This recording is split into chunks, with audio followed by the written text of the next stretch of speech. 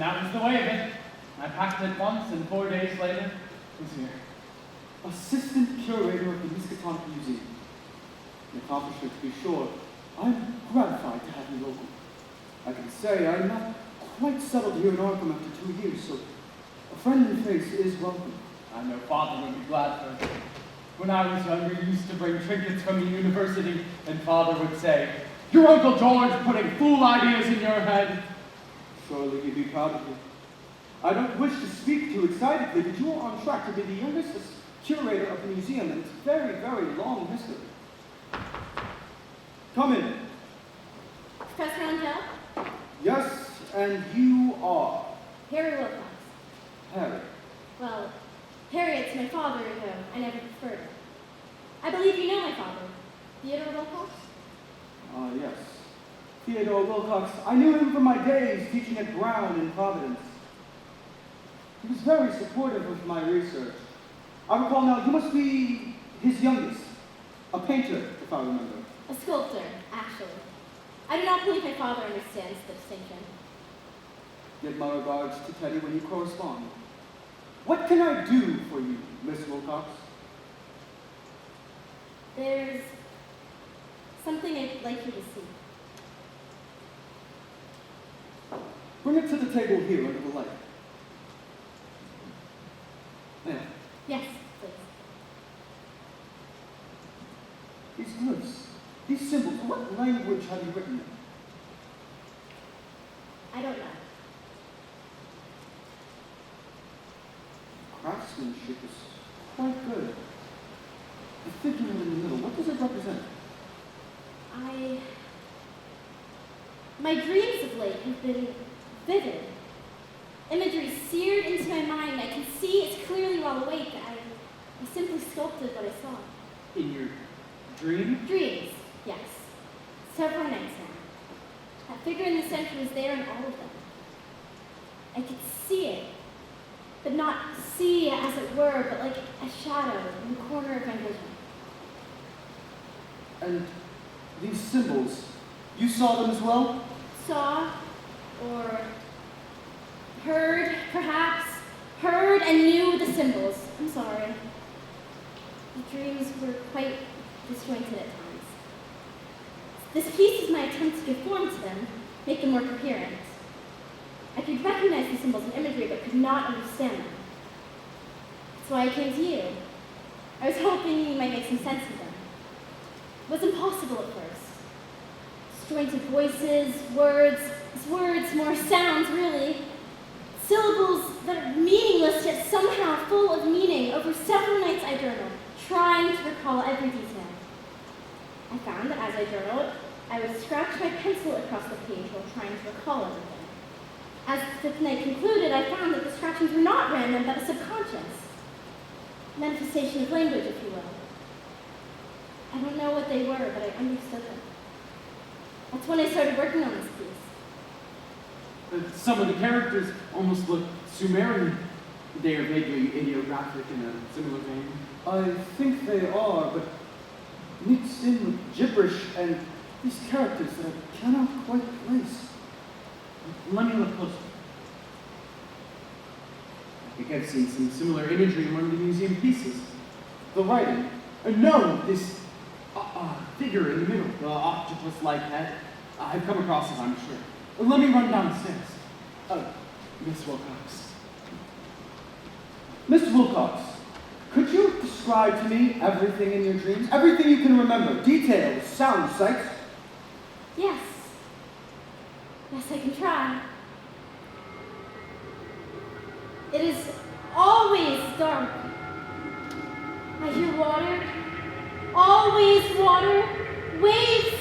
I see light, but not light. It's as if I can see the dark and the movement. Fingers at the edge of my sight.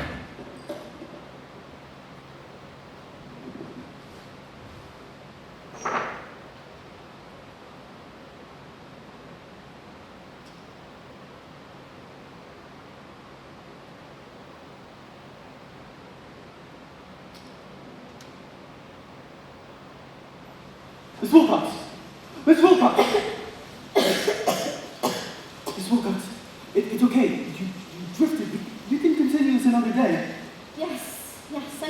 sorry. I feel tired. The dreams make me restless, and I do not feel myself this morning. Miss Wilcox, with your leave, we can take this tablet and continue our examination. Where can I reach you? I live at Ramsey's boarding house on Legrasse Square. You can find me through the landlady, Mrs. Ramsey. I thank you again for your visit, Miss Wilcox. I pray that you get some rest, and hopefully a doctor will help you if it doesn't come naturally. Yes. Thank you again, Mr. Angell. My regards to your father, Miss.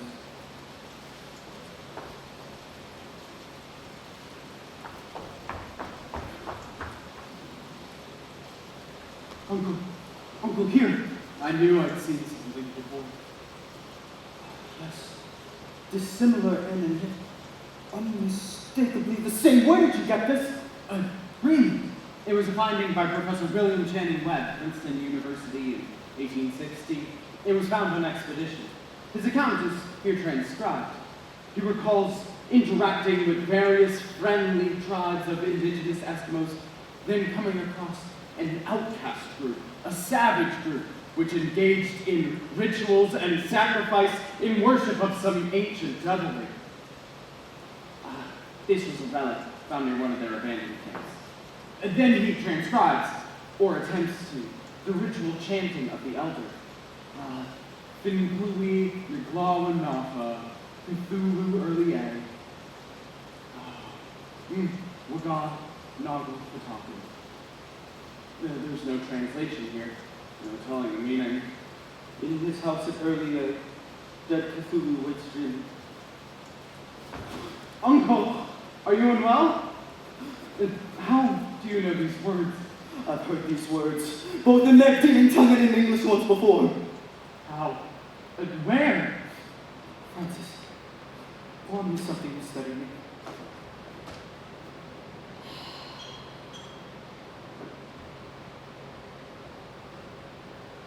Tide's even higher today. It said it's 7 inches higher than it's supposed to be. You smell it? I feel like I'm bathing in it. They said the water's backed up down by Tompkins Square by the waterworks. Said it came rushing right up into the street. The missing dogs from last week. Do you have those notes from Hennessy? Huh? Oh, yeah, I got them right here. There's 2 dogs missing since last Tuesday. Both near Washington Square Park. By the way, that's 3 dogs missing in the last 10 days. Carlton said he had a missing dog reported over by Tonchar Train Railway Depot. Are those notes here? He didn't take no notes, kind of shrugged it off. Fucking amateur. The railway depot was where the dead drifter was found 2 weeks ago. That was DELACROIX who took that case. He said it was a fight going bad between 2 transients. Railway workers heard 3 men beating the poor guy and yelled. 3 guys ran, but Lowell was already dead, bleeding in the brain from the fight. John, DELACROIX. What gives, John? Ken says he pulled up the file on the Selmers girl. There may be a connection. I'm running it down. Dogs? Is that the connection? Dog catching that, John. It's my fucking case. I tried bringing you in yesterday. You had gone for the day.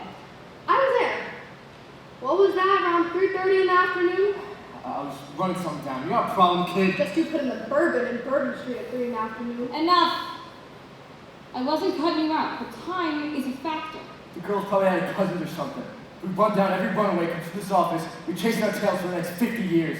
Not screwing around here. We were dealing with muggings, burglaries, assaults. More and more every day. The city's growing and she's changing. No, I'm not sitting on my ass here. Sometimes we take the easy ones because I can do some good. Do it quick. We got nothing on the Selmers girl. And if we did, I'd run it down. Now you're coming to me with missing dogs. Look at the map. 3 missing dogs here by the blue circles and 1 dead dog in this alley on Dauphin Street. 2 noise complaints from the same building on Dauphin, and a dead drifter, red circle, 2 blocks away. What's the address for the Selmers family? 18 Dauphin Street. Then this at 16 Dauphin Street. Graffiti's what they recorded, but it's the same symbols as the Villeneuve case in 06. All right, the 06 case.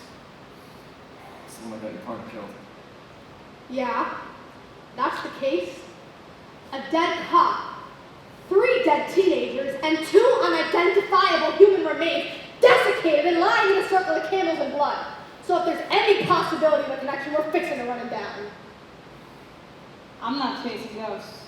Look at the map.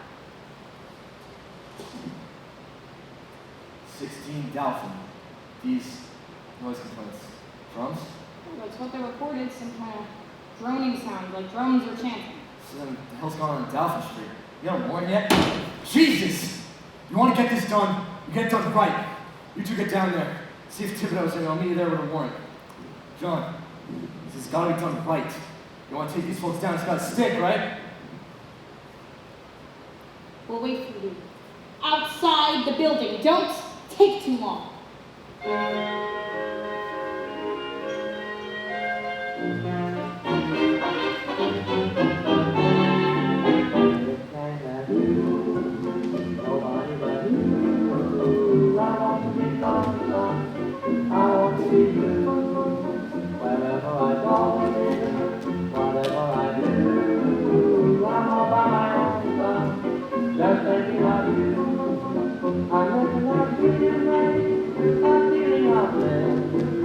Nobody can take your place when I'm feeling like this. What can I do? Nobody but you. I want to be lonesome. I want to be blue.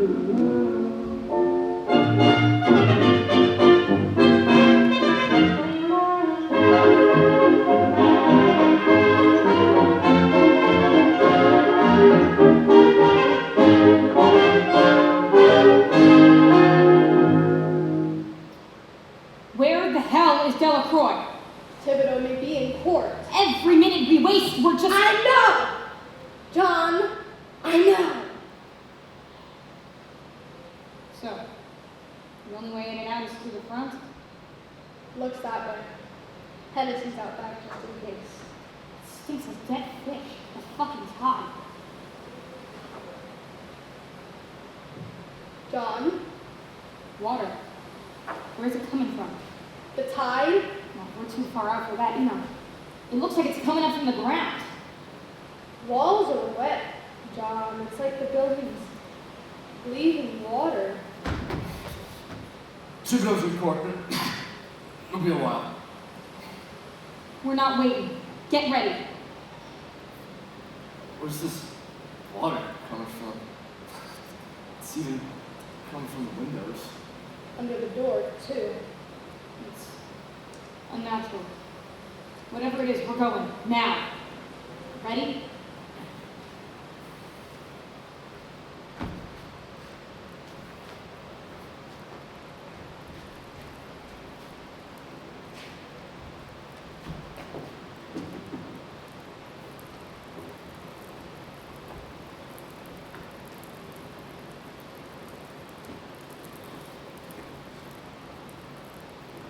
Holy God.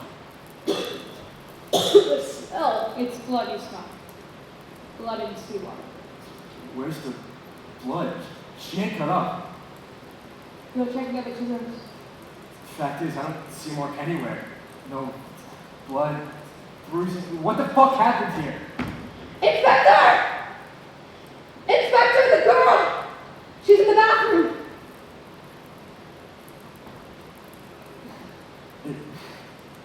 It's the girl. She's cut up pretty good. There's a lot of blood. She's gone. I'm sorry. I need a minute. DELACROIX. Go call the sim. We're gonna need help here. But, Pelham.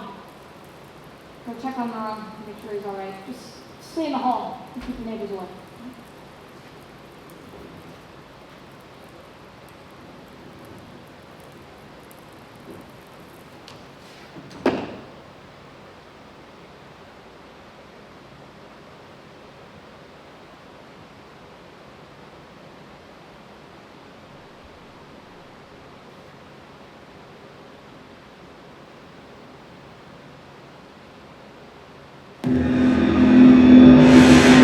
Ah!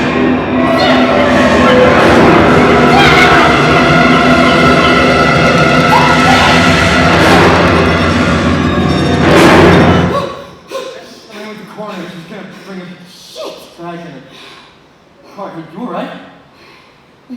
Yeah, I'm fine. Just we should leave this all undisturbed for now. You gotta go tell the girl's family.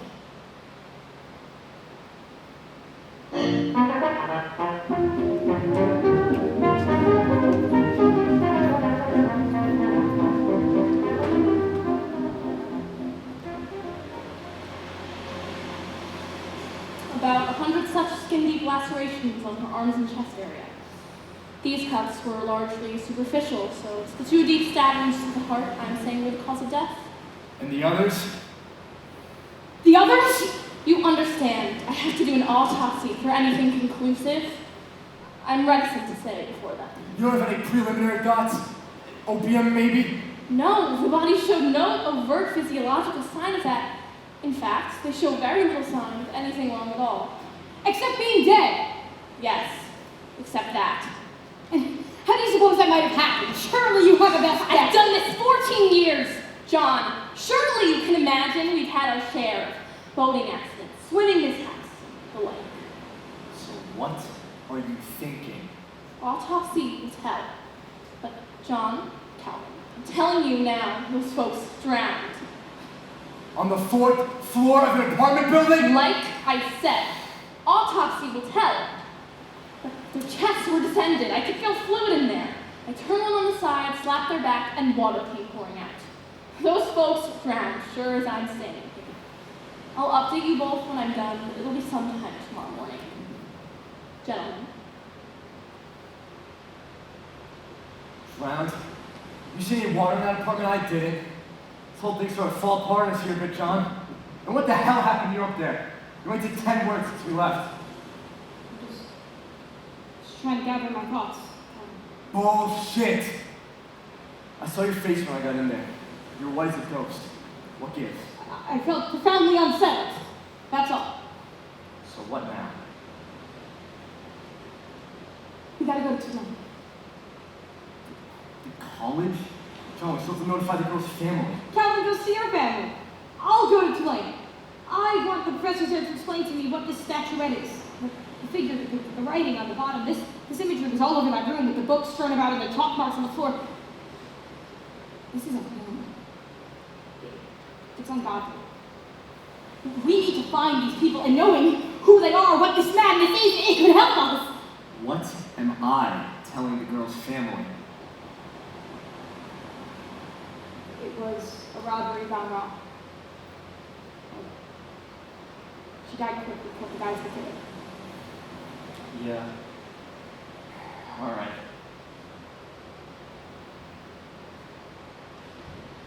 Something on your mind? No. I just didn't expect that. Is that really what's going on in the report? It's up to DELACROIX, but I imagine so. The parents might want to see it, and it should match up. Don't we have an obligation? Legal and otherwise? That girl was gone. The men who killed her are gone. That's the truth. Hell, I don't even need to see that girl. You want me to explain it to her grieving parents? Your daughter died, frightened and suffering for days. Enoch, knowledge is tangible. I know you can't see it or hold it, but it has weight to it. Some truths are heavier than others, and the mind can only stretch so far, can only carry so much before. Sometimes looking at the truth from a softer perspective is This ain't a matter of perspective. John, You want to know what the most important truth here is? It's that we're late. If we had gotten there 2 days before, if we had done our jobs, that girl would still be alive. That's the fucking truth!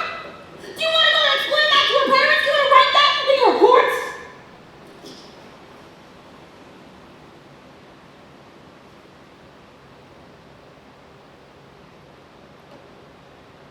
Well, just doing the best we can. I don't know. Maybe I'm wrong. I don't know. We gotta go to Tulane. The next morning, I received word from Inspector John Raymond Legrasse, New Orleans Police Department. As it happens, I was at the annual conference of the American Archaeological Society in Baton Rouge. Inspector Legrasse, his notes said, was looking for someone with a background in linguistics, as the faculty at Tulane could not discern the symbology of a relic he had found. Someone on the faculty at Tulane said that he should reach out to those of us at the conference. By that evening, I was at the New Orleans Police Department. Inspector Legrasse? Detective! Someone here for you. Professor Angell, a pleasure. I appreciate you coming in on such short notice. The eggheads over at Tulane were stumped and suggested the best minds for this sort of thing were held up in Baton Rouge this week. Can I get you something? Coffee? No. I tried to avoid it this late in the day. Your note said that you had a relic of some description? Yes. This, statuette. A giant squid thing, but I can't seem to discern the writing that's along the bottom. I see, and where did you get this? Crime scene. Nasty one. And what is it you are hoping to discern? It's tied to a murder investigation. I'm hoping it can help us figure out who all is involved. The perpetrators are dead, but I hear there's a grieving mother who'd like to know why her daughter was taken from her, and by who. I see, well, I'm sorry to say I don't recognize the symbols here. They look vaguely pictographic, but not Egyptian. What can you tell me about the ethnicity of the men who possess this? Indeterminate. One of them might have been a Pacific Islander, but the other two looked like you or me. No rhyme or reason that way. I see. I'm sorry to say I don't know how much help I could be. I could take a rubbing of the sample and ask around. Help yourself. What do you need? Some paper and pencils. MOREAU. Get Professor Angell what he needs. Is there anything you could tell me about the statuette itself? This giant squid thing? Well, nothing about it jumps out at me in particular. Though the sea was very much used in primitive worship of civilizations present and lost. It's almost as popular as the sun in primitive worship, the sun representing warmness and the sea representing fear and coldness. Thank you, Officer. MOREAU. ENOCH MOURAD. That is an interesting confluence of cultures. Father's Creole. My mom is fresh off the boat Irish. I was named after her father. See, well, gentlemen, this is all I can do for now, but I'll ask around the conference, and maybe when I'm back in Providence, I can avail myself to the university library. Professor, I appreciate your efforts. Inspector. Officer MOREAU.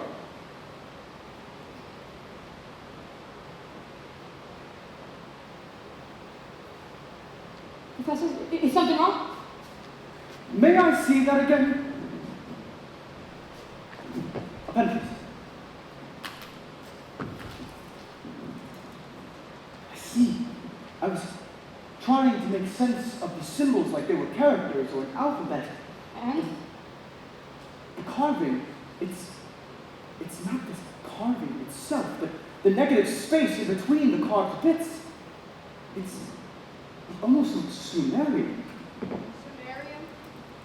Isn't that old? Yes, many years prior to the year of our Lord. I'm willing to venture to say that this statue isn't old at all. Quite recently made, in fact. But yes, the writing is very, very ancient. What does it mean? That I cannot say. I can translate it phonetically, but it's not going to be anything akin to any alphabet that we use.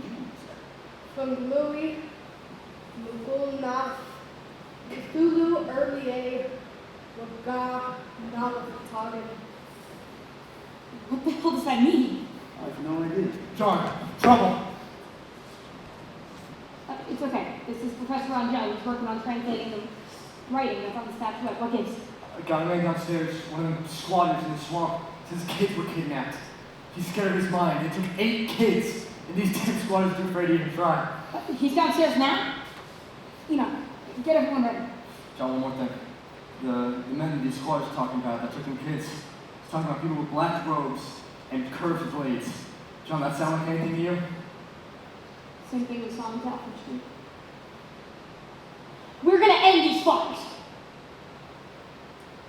I do not know what possessed me to volunteer. They had not enough manpower, but were reticent to wait. I volunteered myself out of curiosity. Who are these men using this dead alphabet and have the city spinning? I had served in the Spanish-American War, so I was at least proficient in firearms. That night was fear. Fear like I'd never known.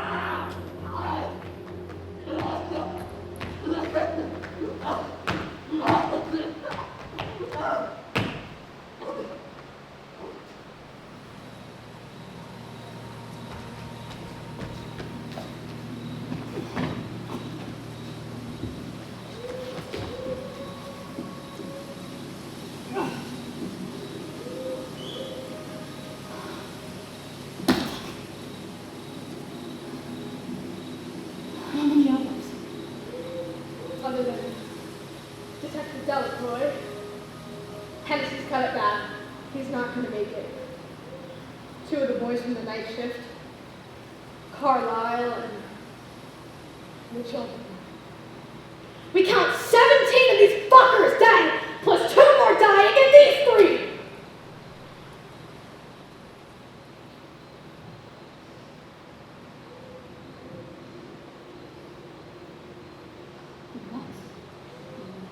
The devil are you up to? What do you want? For God's sake, what is this? What is this writing? What does it mean? Answer me! You know what it means! In his house at Legrasse, dead Cthulhu, waits, dreaming.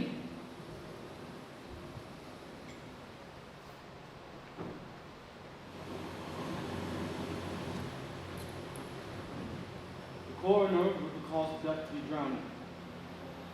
The letter I received later from Inspector Legrasse. He said that no further cult activity was detected.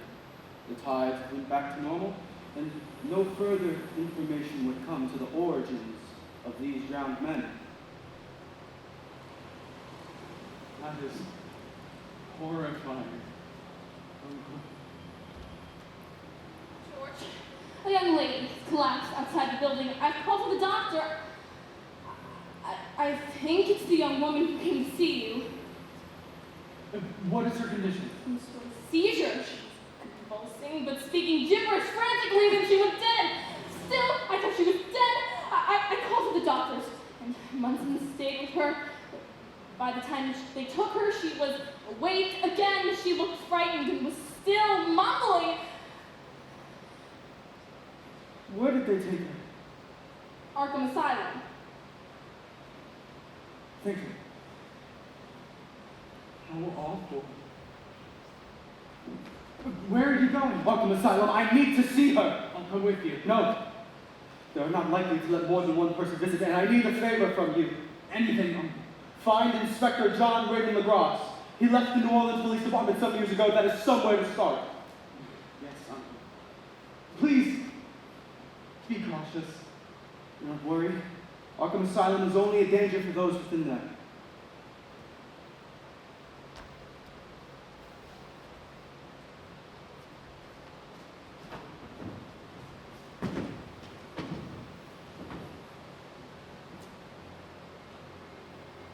You are Mr. Angell? Dr. Angell, yes. Miskatonic University. Dr. Angell, Dr. Legrasse. How can I help? You have a young woman in your care, Miss Harriet WILCOX? Yes. She's resting now. I'm sorry, but I must ask your relation to her. Uncle. Her uncle by marriage. You see, her family was in Providence, so I thought I should step in and visit. I see. Miss WILCOX came in a catatonic state, though we were told when she initially collapsed in some sort of seizure, she'd been speaking incoherently. Physically, she was uninjured by the seizure, and given her mental state, they brought her here. I evaluated her last night. As I said, she was catatonic by the time she arrived. We sedated her so she could sleep, and upon waking, she is verbal now. Is she lucid? No, not as such. She had a very troubled sleep, even with a fairly substantial tranquilizer, and since morning, any time we tried to converse, she rambles, describing some rather disturbing fantasies. Understand, it's early yet, but I'm not quite sure of the diagnosis. Some kind of acute mania? Does she have a history of that? No, I do not know. Her ramblings, have they been in English? For the most part, yes. There are words within her ramblings which you do not understand and intend to further research. Cthulhu, for instance, seems to be an early age, seems to be a place, at least in her mind.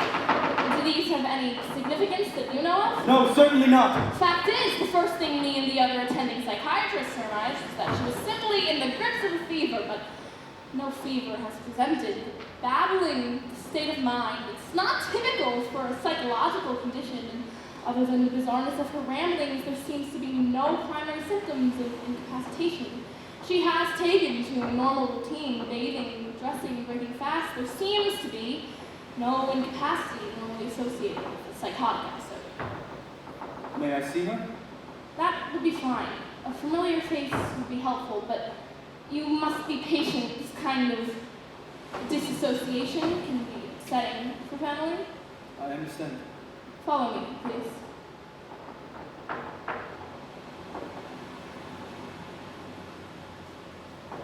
Day 4. Her dreams as of late have been leaving her with considerable anxiety. I dreamt again last night of that cyclopean vista. Black towers leaning inwards, the whispering blasphemies to the stars. The sky above was no sky at all, but a glistening memory of putrid green, pulsing like some vast, lidless eye. A soundless cry rose from beneath the obsidian soil. Not a voice, but a pressure. A presence that knew me. My bones froze in the heels of me. And when I turned, I saw that I had no shadow. It was not absence, but theft. Something had taken it. Something that waited. Day 8. A melancholy has taken Miss Wilcox. She seems to be in the throes of despair as she recounts her dreams to me. See, it was wrong. In sleep, I stood upon the shore. Not of water, but of viscous ink seething with half-formed things. Stars above were unfamiliar and cold, in a way that stars should not be, as if they too were watching, judging. I tried to walk, to move, but each step sank me deeper in the shapes in the dark. They laughed without malice. I understood then that the scream was not mine alone, but shared, eternal. The echo of a truth too vast to wake from. There is no end to it, only the drowning. Day 15. I was surprised to see Miss Wilcox in much more like spirits, though as our time wore on, that seemed to become more sinister. She seems to be in the throes of some sort of manic euphoria, and her dreams, though a departure in tone, are no less worrisome. I rose through silver mists and wandered cities not built by men. Angels dance in impossible harmonies. And time sang. My body was left behind. I drank the shot.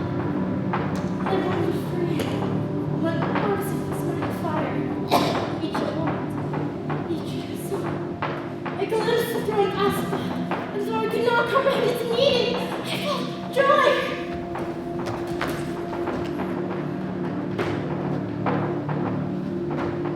Joy is to be known, but something pure, blinding in its immensity. To be so small against such grandeur. It was like returning to a truth I had never known and lost. Day 17. She was slow to come around today. I arrived at noon and she seemed to be sleeping or in the process of waking. She seems to have accepted some imagined fate.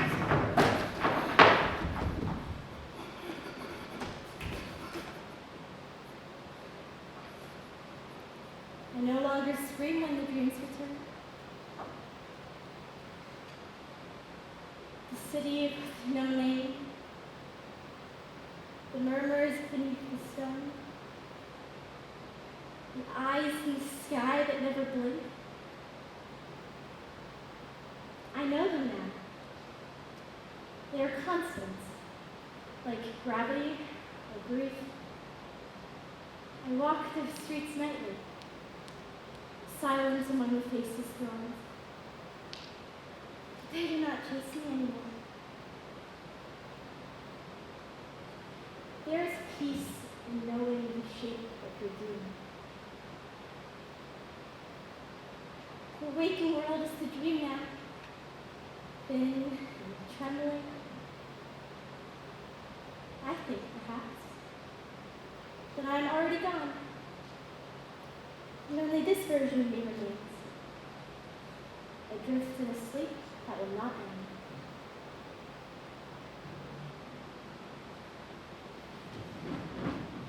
Uncle! Your colleague told me you were here. You look terrible.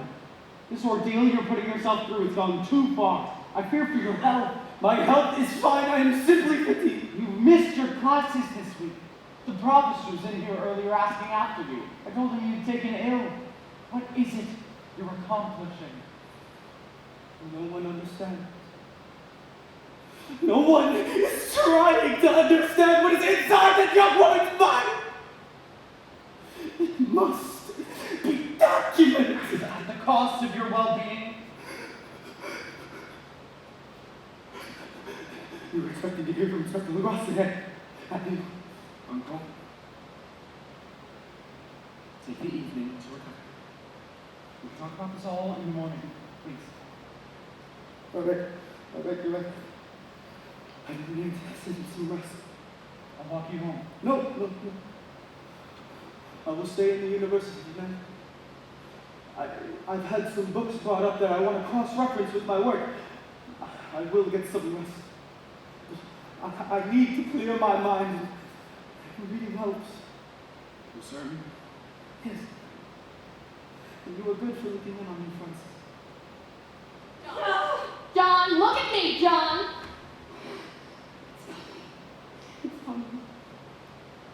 It's coming. He will wake, and we will all be drowned in a sea of... Angel. Angel, not an angel, John. Mr. Legrasse, please, focus on the sound of my voice. Angel! Angell. Professor Angell. John Raymond Legrasse, is that you? Is this really John Legrasse? Yes. You know him? John, how are you here? John, how have you come here? Mr. Angell, I need to sedate him. Please, move along. Wait. He's steadied by my presence, can't you see?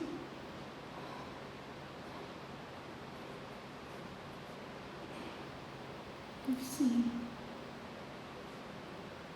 You know the truth of it, it's right there. George, we can stop it! We can stop it and then we can finally rest!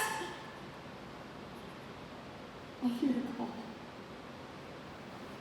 Not just in my dreams now, but in my wakeful hours. We can silence the call!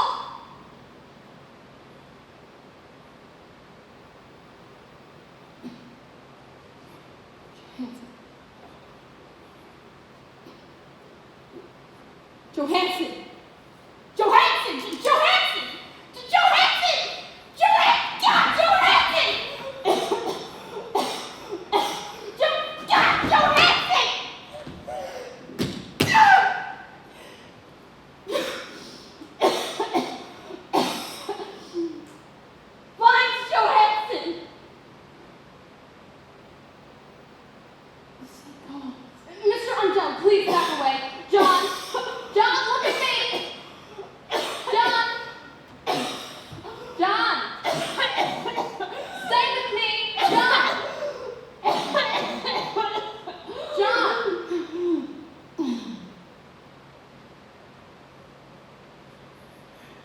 Is he?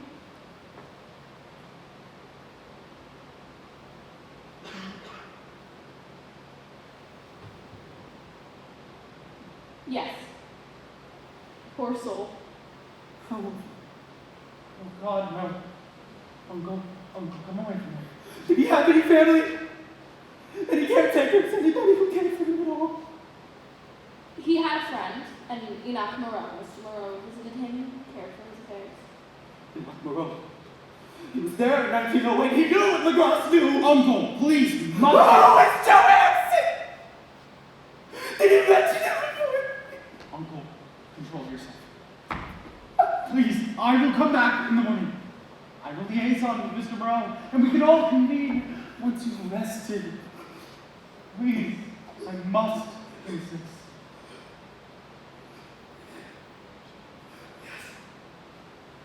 Yes, Francis, take me home. I'm so very tired.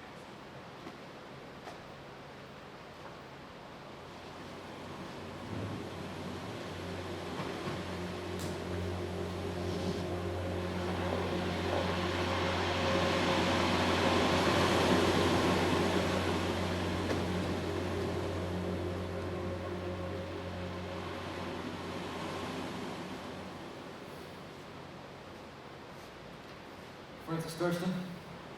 Yes, what is it? I apologize for the early hour, Dr. Thurston. Your uncle is Dr. George Angell? Yes, that's right. What is it? What's wrong? Dr. Thurston, I apologize to inform you that your uncle has passed away in the night. What? No, that's not. What happened? We found him by his landlady, who claimed she heard a collapse during the night. By the time we got there, he was already gone. Oh, who did it? The doctors believe it was an unbeknownst lesion of the heart. There would have been pain in the stomach. Apologies again.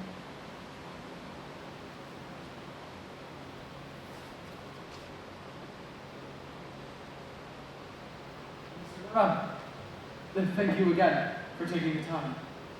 I'm sorry for your loss. I appreciate it. Can I get you a drink? Bourbon? I'm fine, thank you.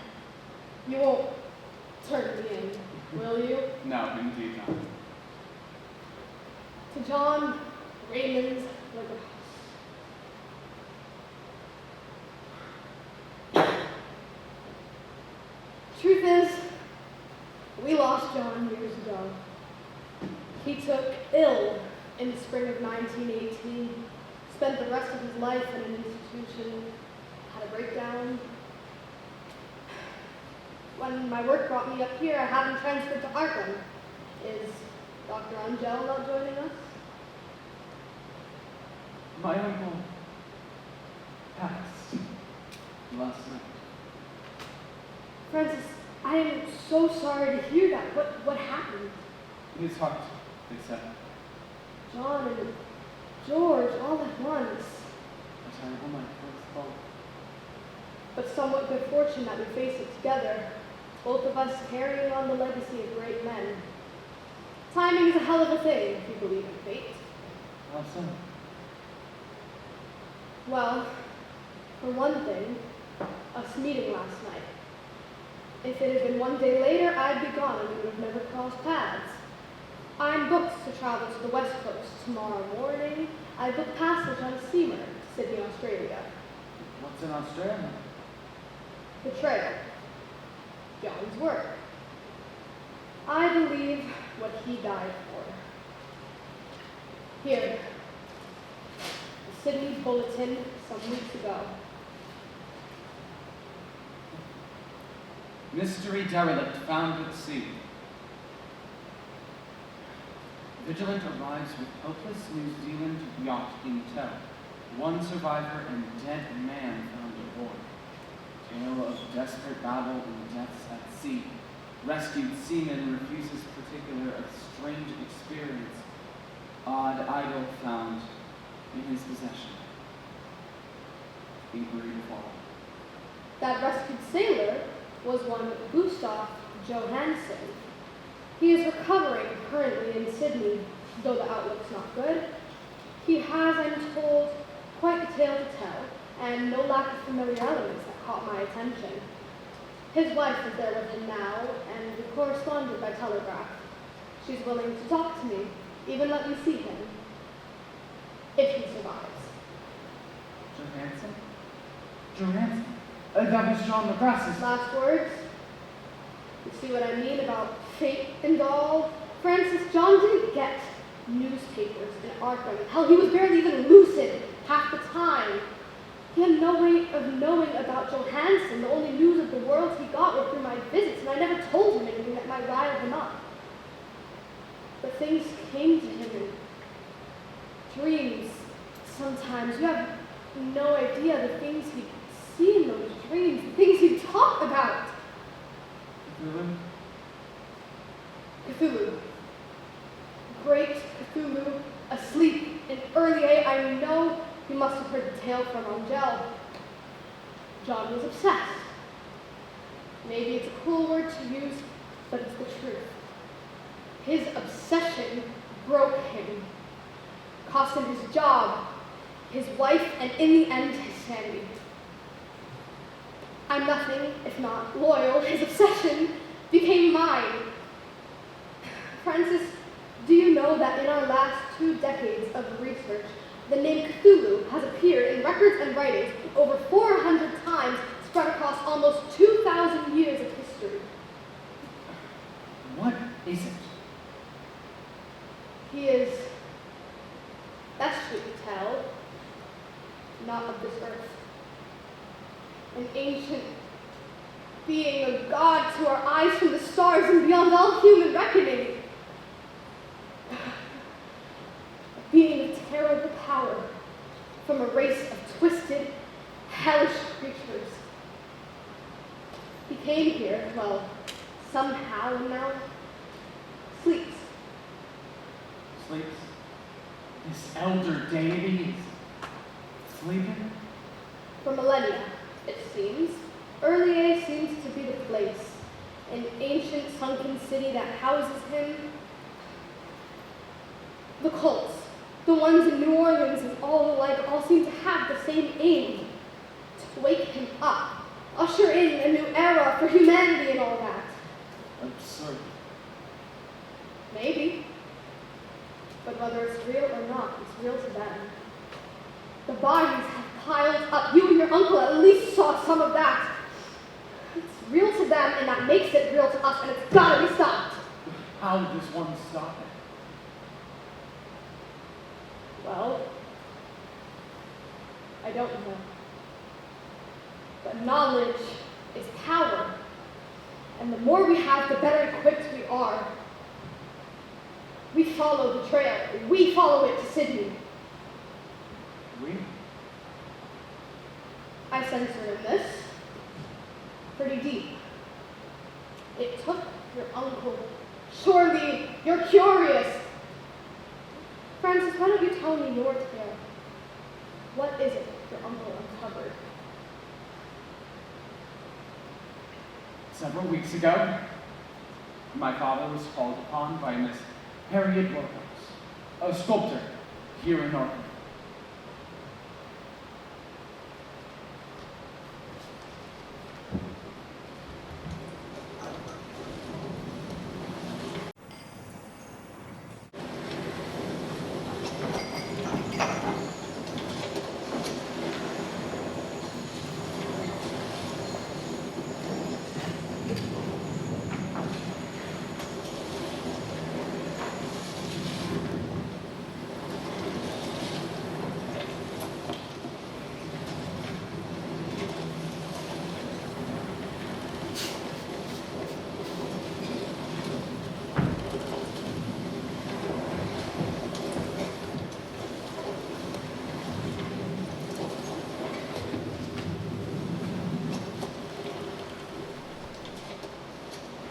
Still drifting.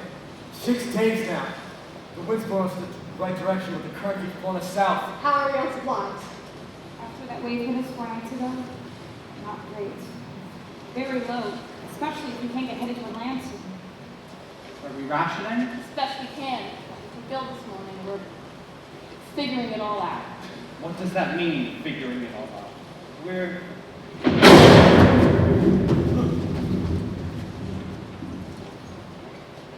More important things to watch at the moment. How many men did you lose last night? 4 more. 6 total. What's called those cracks? They used to hang a mumbling to himself about sea monsters and the like. And the fever took the captain this morning. Is he coherent? Who's in charge otherwise? Well, Harvey would have been if he was stuck under the foremast of them. We're figuring it out. Some want to turn back to California, some think it's best to head straight for Sydney. But we are not currently moving toward either. True enough. Some of the others. Hey! Some of the others. What? Some of the others have been stretching our rations using. We have in mind, but the others have taken to using the flesh on the corpses before they spoil. Say it can buy us a week or so for this morning. The captain opposed it, but pinned down to his bed. You're eating the dead sailors? Have we been fed? Everyone's mood is turning dark. Stay put. We've got to go above.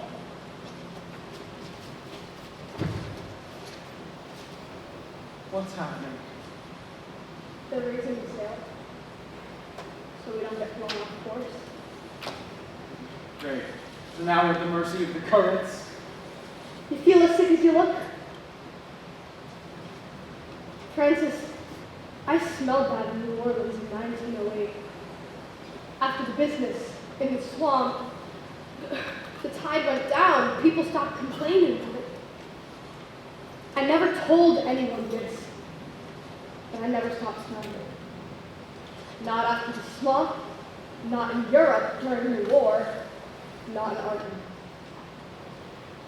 Ever since that day in the Galpin apartment building, it's like it's coming to get me. It's trying to reach out and grab me.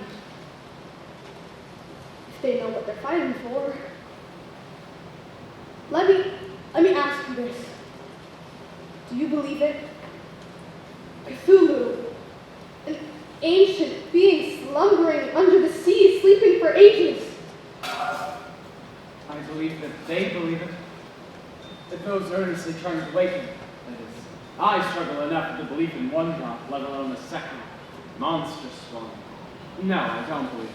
But the effect is the same, isn't it? How do you mean? Whether the being Cthulhu exists or not, he is very much real to those who believe, whose actions have tangible effects on this world. I know this, real or not, it's not the monster I fear, it's the people. Whether the God of Abraham or this ancient Cthulhu, the harm and pain humans have inflicted upon other humans is tangible, and tenfold what any godly being has done to us. Good men, most men, do nothing in the face of the horrors inflicted by the people. Most men, good men, don't know what we know. If we warn the world, tell them we could root these people out. Land ahead! Starboard! Land? There shouldn't be land for another 500 miles. We should go aboard and see what's happening.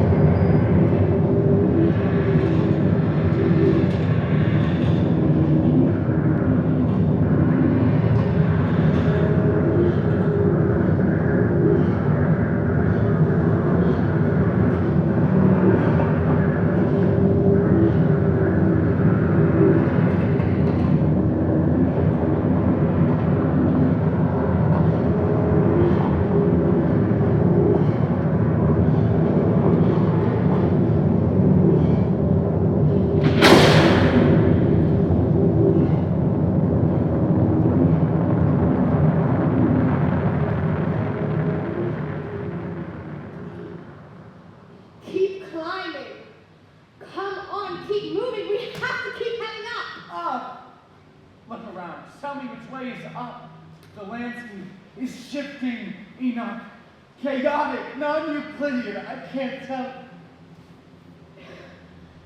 It looks like we're breaking through cloud now. Look, we can see all sides of the island now. The entire island is shifting. Like it's trying to shake us off. Or guide us. These pillars, the carvings, look! Did you feel that? The ground was trembling. These are similar to what we saw in New Orleans and carvings on WILCOX's work. We will compare them when we get back. Enoch, I don't think we are going back. Enoch! Francis, look! These symbols on the pillar somehow fit into the carvings you've seen previously. Enoch, you cannot. This must stay buried. We must warn the world. We must tell him. You have created a handbook for lunatics, an instruction manual for ruin. Enoch, stop! Get off me! All of John's work has led to this. Your uncle died for this! My uncle died because he couldn't walk away. How many more will die when you tempt them to death? You cannot stop. Your whole life has led to this. Who are you? It's Harry Wilcox. Wilcox? How? It's a trick of the mind. She's not really there. True enough. But I am here. Francis? Ignore her. Why? We've come this far. You cannot turn your back on the truth now. You are not real. Am I? Am I not? Great Cthulhu dreams. For not much longer now, but he dreams still. You are a part of that dream now. I am as real as you. We've stopped you to this point. We will tell people, show them how to fight. We will rip your kind out by the roots. Francis wanted so badly for you to complete his work. You know? He was afraid. He was jealous. John trusted you, you know. He knew the responsibility he bore and passed down to you. He wanted humanity to be aware of the danger. Great Cthulhu's humanity wants. Need the same thing to be awakened. You get to decide who finishes that race. Do not let Francis take that from you like they took it from John Legrasse. Enoch! It's not real! None of it is! She's twisting your mind! Enough! Enough!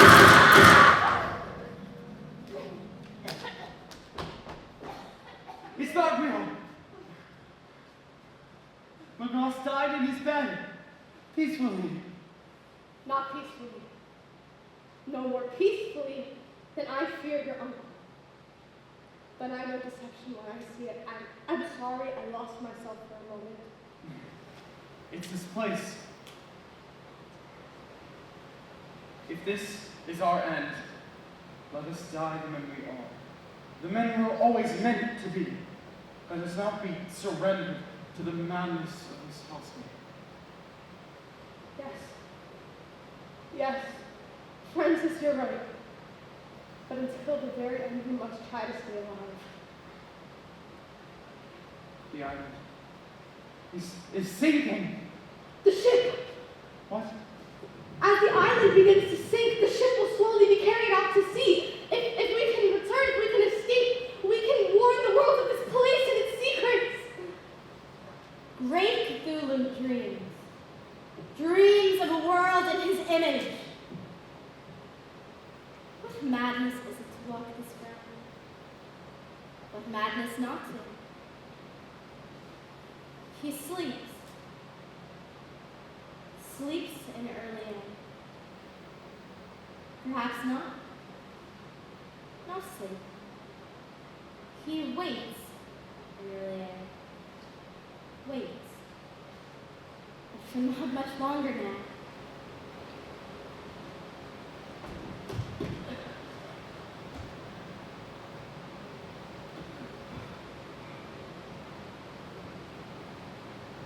What is that? Is that there? Above that ridge? It looks like that mountain is moving. That's not a mountain. It's Cthulhu. He's waking. Thurston, he's waking. The wind of nightmares. All the statuettes, carvings, warnings given. Shame. Did it move? I don't see it moving. I think that was just a mountain. Enoch, I don't know. We cannot trust our senses in this place. This is the danger. Danger of what? Knowing? Well, something sure as hell is happening. Look down there, in that depression, just near the ship. The fire. There are men there. They're dancing. It's the damn crew of the ship. They're performing the ritual. We must stop them. The power in this place is immense. We cannot allow them to continue, because I fear this island lends itself to their blasphemy.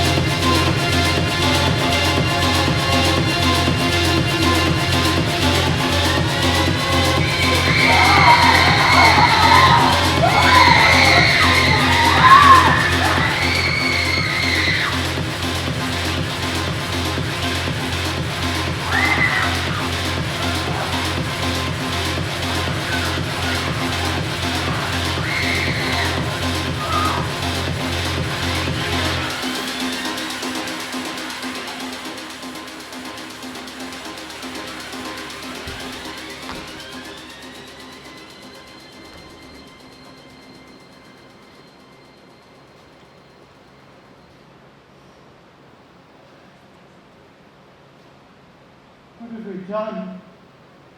They were performing the ritual. They were trying to wake him up. Were they? Can we really trust what we see in this place? It's done now. We couldn't leave it to chance. The island isn't sinking. The water is rising. Another trick of the mind? Vertigo. We were too high up to understand what we were seeing. Rob, leave your notes. I can't do that, Francis. We have a responsibility. You cannot. This must end. You intend to propagate this to every madman in every corner of the earth. Think this through. Knowledge, or the lack thereof, is what has saved us so far. That's why they've always failed to awaken it. And what then? What happens when someone else, someone with bad intent, finds their way here? What we know, what we've learned and continue to learn, that is our chance to survive, to prepare. Prepare? There is no preparing. Look around. Understand. Everything we know, everything we are as a species, we are insignificant. What would you have us know? What would you have us do? In the face of horrors just beyond the horizon of sanity. I'm getting on that ship. We're leaving. Enoch, we know so much. We see so much. We know enough to stop them. Or at least slow them. Quickly. Onto the ship.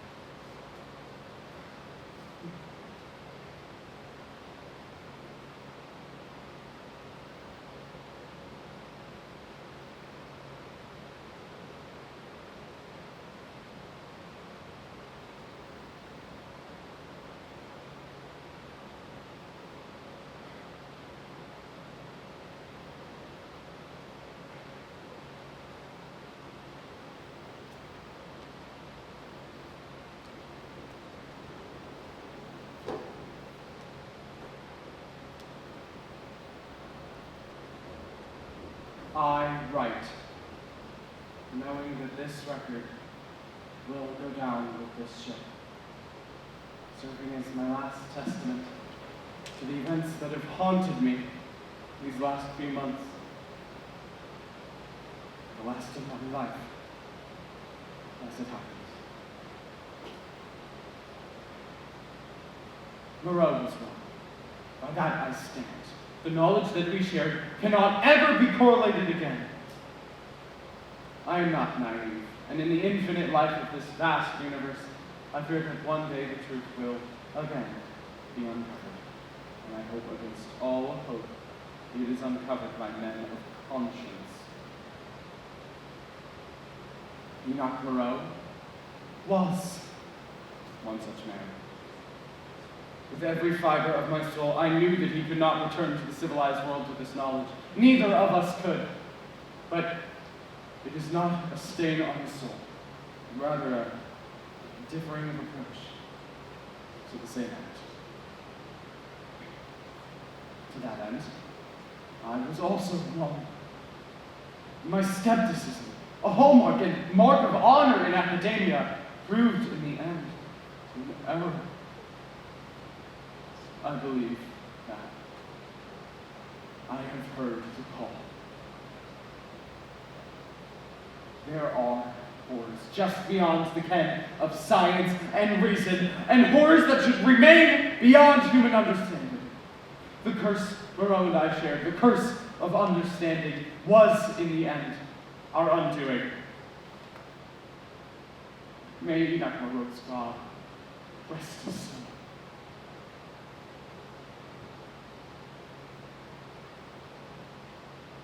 The most merciful thing, I think, is the inability of the human mind to correlate all its contents.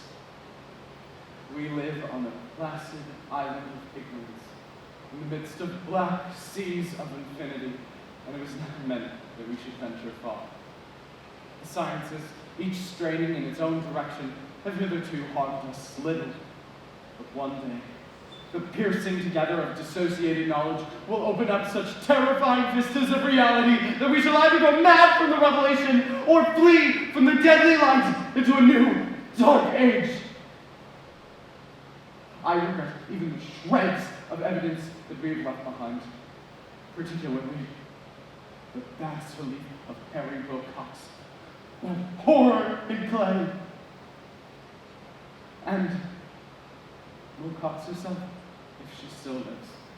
But I am satisfied knowing that I will take most of my knowledge into the depths with me.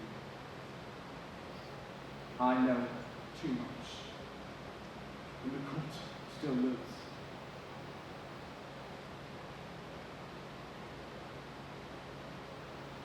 Cthulhu lives too, I suppose. In this accursed city of stone which has shielded him since the sun was young.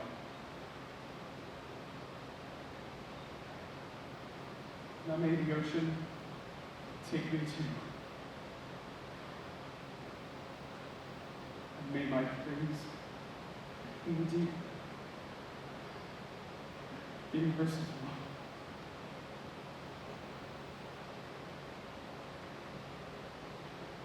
Francis, Thurston.